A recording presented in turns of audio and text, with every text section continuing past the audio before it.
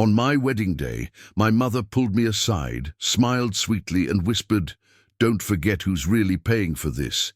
I thought she meant the flowers, the dress, the food, but what she meant was darker, something that would cost me far more than money. A week later, she handed me a contract that made my blood run cold. I remember the exact moment it happened. I was standing behind the chapel, veil pinned, hands shaking, not from nerves, from something else, a tremor that lived under my ribs. The string quartet was playing a song I didn't choose, the florist arranged roses I didn't want, and my mother, Margaret Quinn, glided toward me like the director of a play I was only allowed to headline if I hit my marks. "Smile," she hissed softly, adjusting my veil. "Remember, today is a reflection of our family." Our family. In her vocabulary, our meant hers. The curtains, the seating chart, the vows, I had opinions about all of it, but Margaret had a plan. And in Margaret's world, a plan was not a discussion, it was a decree. You might wonder where my father was. In the front, posing with my sister Elise, the miracle child with the champagne hair and the face that made strangers say, "You should model." I don't blame Elise for being the favorite. She just learned to breathe in my mother's weather.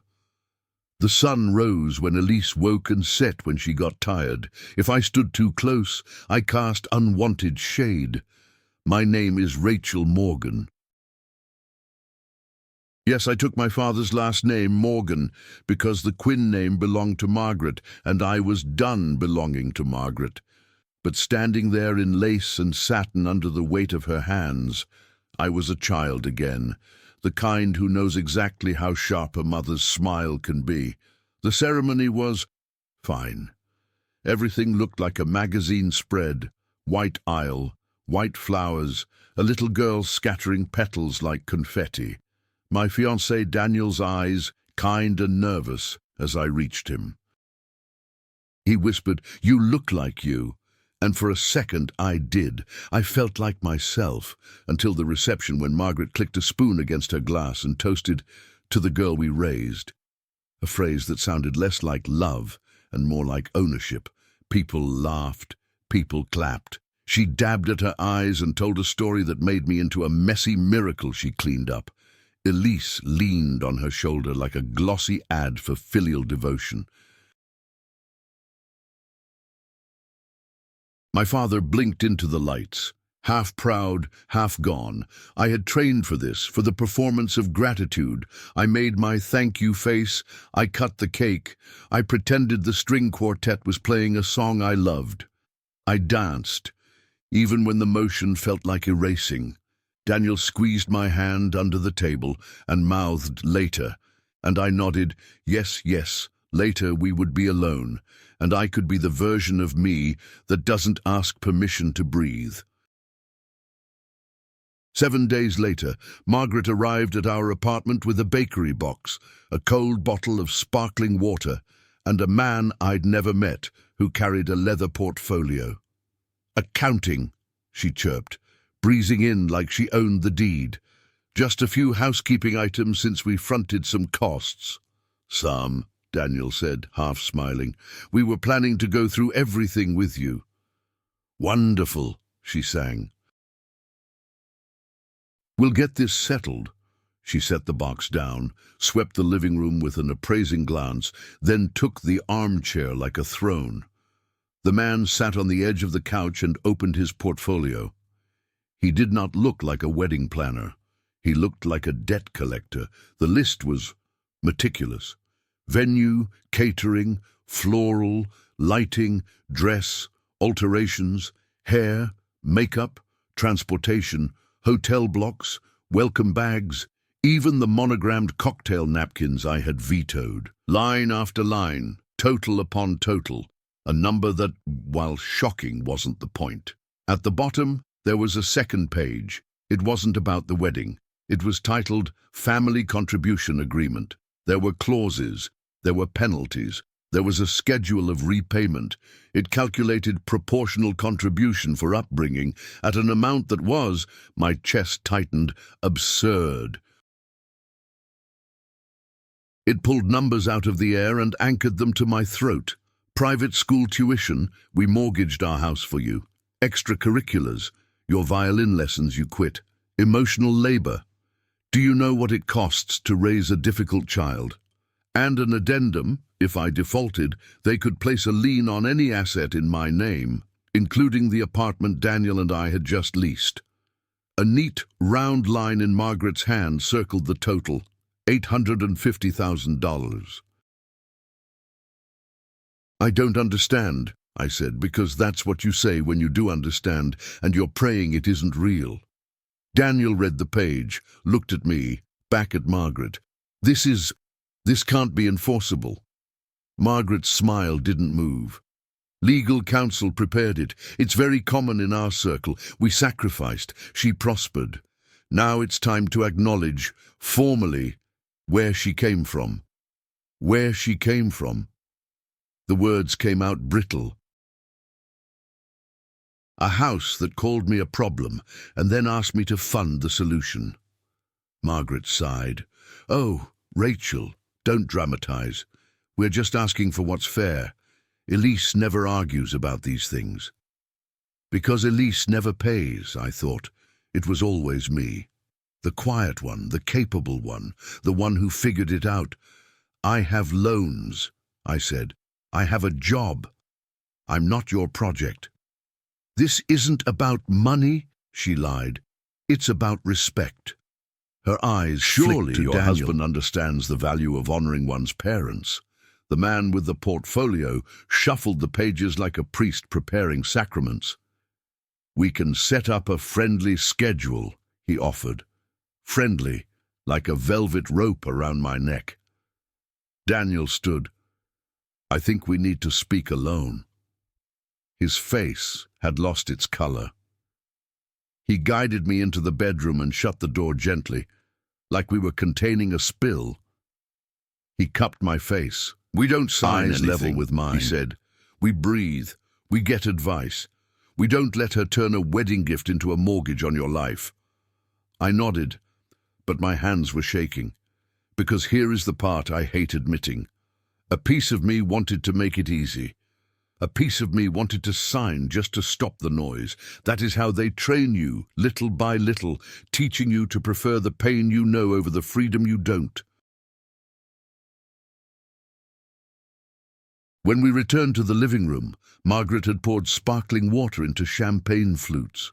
To beginnings, she said, passing one to me. Sign and celebrate. I put the glass down. No. Her eyes narrowed like she'd smelled smoke. No. No, I repeated, and felt something ancient uncurl in my chest.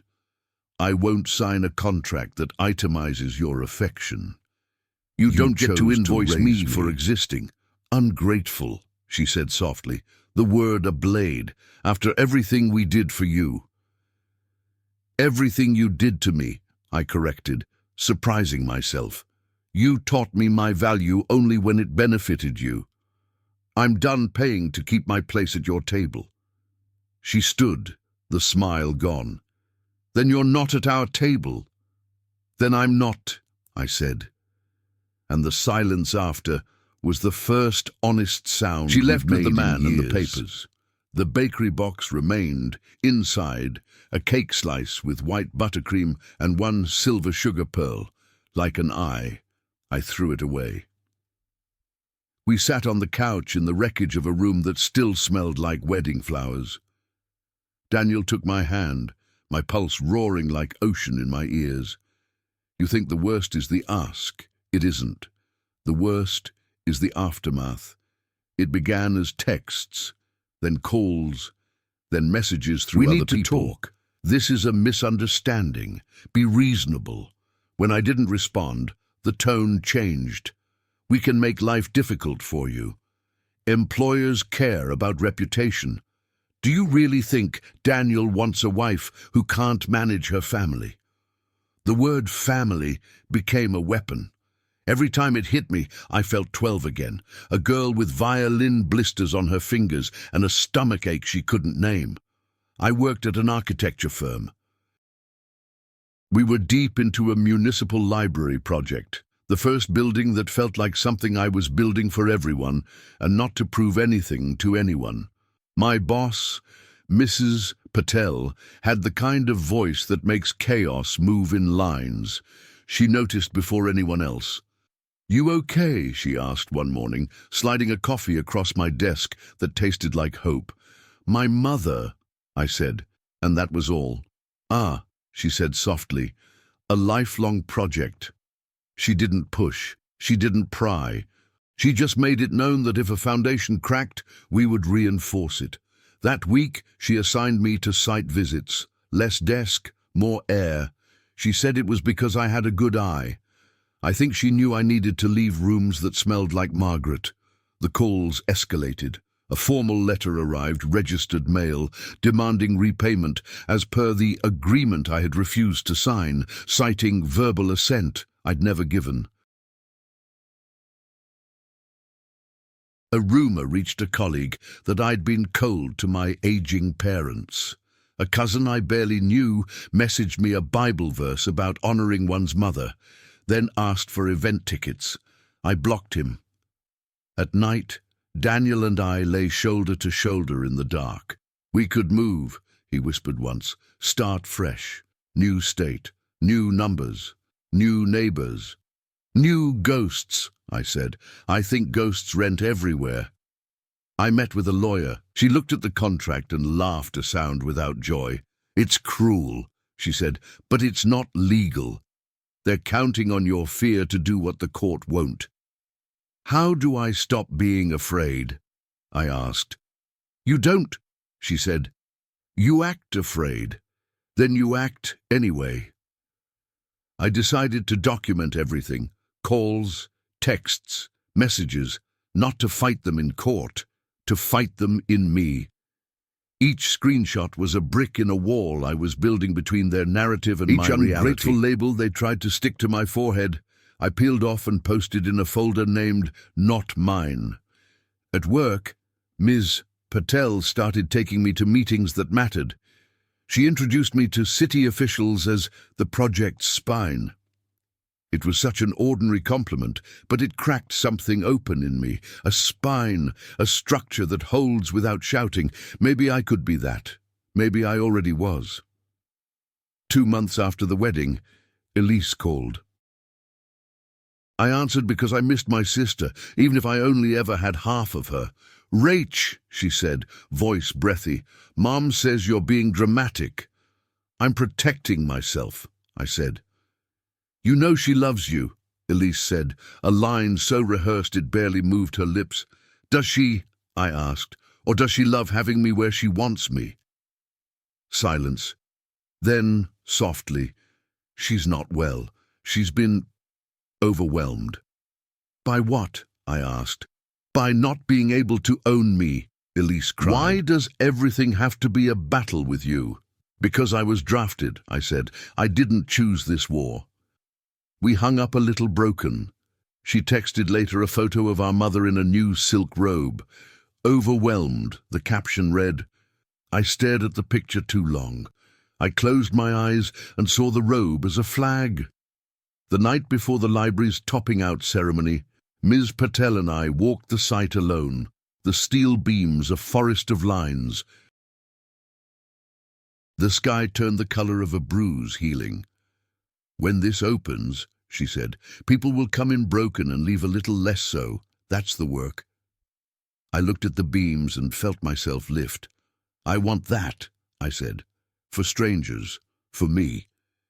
"Then put your name on the inside," she said, "not the outside." The inside is what holds. The ceremony was beautiful in a way that didn't perform. Workers signing the last beam, school children reading a poem, city officials saying words that had edges and kindness. The next day, a profile ran in a regional magazine about the team behind the project. My name was in it. So was Miss Patel's. So was a photo of me leaning against a column. which made me look sturdier than I felt. 3 days later, a bouquet arrived at my office. White lilies, heavy and sweet, the kind of smell that makes rooms feel like hospitals. The card said, "So proud of our daughter. Mom and Dad." There was a second card, folded tight. Inside, in my mother's handwriting, "This is what we raised." Each word an exclamation, as if she'd hammered nails into paper. I brought the flowers home and put them in the trash, then took them out because I couldn't bear to waste beauty even when it hurt, then put them back because beauty bought with weapons isn't beautiful at all. When I was a child, Margaret kept a ledger, literally, a leather-bound book where she wrote down everything that should be appreciated. I wasn't supposed to see it, but children see what they need to survive. She listed shoes and dresses and trips and dinners and every doctor's appointment. She wrote the words "emotional cost" in all caps, with a number so large my 10-year-old brain thought it might be the population of a country. A month after the lilies, a cousin texted me a photo of that ledger. "She still keeps it," he wrote, half amused, half horrified. I stared at the names and the numerals and felt an old shame flare, and then, this was new, go out. "I am not a line item," I said aloud to an empty kitchen. The room didn't argue. Margaret's last play was not a letter, not a call, not a messenger. It was showing up at the library site on a Wednesday morning, wrapped in a trench coat like a socialite going to war, and slipping through the chain-link opening with a confidence that made security assume she belonged. She found me in the atrium, red lipstick bright as a wound, and said, "So this is what you chose over us." The atrium isn't finished, but even half done, it knows what it wants to be. Light falls there in squares that feel like permission. "I chose me," I said. "I chose work that doesn't ask me to pay for belonging." Her smile snapped. "You always were dramatic." She held out an envelope. "Last chance. Sign, and we forget the ugliness." I didn't take it. "You don't forget ugliness," I said. "You use it when you need leverage." She laughed, not a sound exactly, more a release of air sharpened into something. "One day you'll have children," she said. "You'll learn what sacrifice means." "I hope I do," I said, "and I hope I never make them pay for it." She stepped closer. I could see the weariness under the lacquer, the bruise of a woman who thought love was inventory. "Do you really want to be alone?" I thought of Daniel, of Ms. Patel, of the workers who hauled steel like they were lifting a future, of the kids who would curl up with a book in a corner I helped draw. "I'm not alone," I said. "I'm just not yours." She left the envelope on a stack of drywall. I didn't open it. Security escorted her out gently because I asked them to be kind. I watched her go, trench coat swaying, and felt that strange tremor under my ribs again. It wasn't fear this time. It was the foundation shifting into place. A week later, we received a letter from their lawyer withdrawing all informal requests. My parents had decided to move forward with grace. The phrase tasted like metal. There was no apology, of course. There never is, but the quiet that followed wasn't empty. It had the steady hum of machines doing work in the background. 3 months after that, the library opened.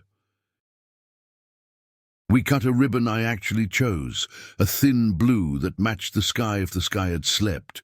Kids ran in like water, fast and loud, dragging parents by the hands. Ms. Patel cried, just a little, and pretended not to, and I loved her for that.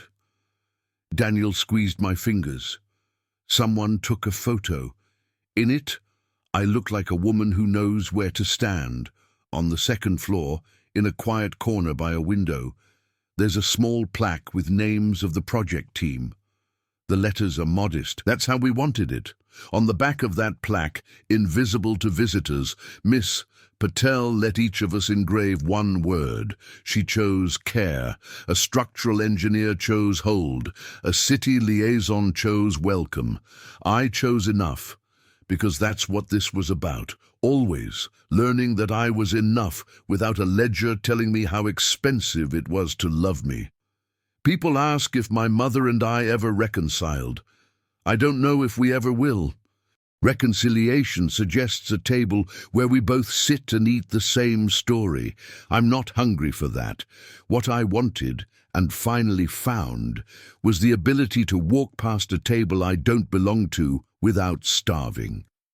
Months later, I saw her across a street outside a cafe, not trenchcoat, no armor, just a woman buying herself a pastry. She looked smaller. I don't mean thin. I mean less like a building, more like a person who'd learned what happens when you live inside a fortress. Eventually, no one visits. She didn't see me. I watched her take a bite, wipe a crumb from her lip, and for a moment I wanted to run across and tell her, "I'm okay. You can be too if you stop counting." I didn't. I let her have a pastry without my forgiveness in it. At home that night, I opened a blank document and wrote what I wish someone had told me when I was 10, and first found the ledger. You owe no one for surviving. Love is not a contract. If someone hands you a bill for their affection, set it down and walk away. That's not a debt. That's a door. Close it. Build a window somewhere else. I taped those words inside a kitchen cabinet where only I would see them. The one that holds the tea we drink when the world needs softening. Each morning, I reach for a mug and see the note and remember that peace doesn't roar. It hums. It hums in the atrium light, in Daniel's laugh when I mispronounce the name of a pastry, in Ms. Patel's good work as she passes my desk, in the whisper of pages, when a child turns them. Sometimes Elise texts me a photo of her dog. Sometimes I respond with a heart. Sometimes we talk about the weather and what show she's watching and how our father started gardening and kills everything but mint. We don't talk about the robe or the contract or the ledger. Maybe that's cowardice. Maybe it's triage. We're building something smaller and truer from the parts we can carry. Do I miss the version of family I hoped for? Yes. But I would rather be lonely and honest than surrounded and edited. You can survive years of being paid in conditional love and still choose clean air. You can grow a spine so quiet it sounds like a whisper, and still it will hold the weight of a life. This is the part where I tell you I forgave my mother, and we hugged and cried and the credits rolled. That's a story too, just not mine. In my story, the credits roll on work and laughter and tea and the library that belongs to everyone. In my story, I stop waiting for apologies to arrive like rain. I bring my own water. If you're listening and some part of this is yours, if you know what a ledger looks like, if you've been handed a bill for being loved, say this with me: I am not a line item. Then do the scariest thing you can. Prove it to yourself. Tell me in the comments. What did they try to charge you for? What door did you close? What window did you build? Someone out there needs your words the way I needed this note in my cabinet, on a morning when my hands were still shaking and the world had not yet decided to be kind. And if this found you, stay. There's more light where we're going.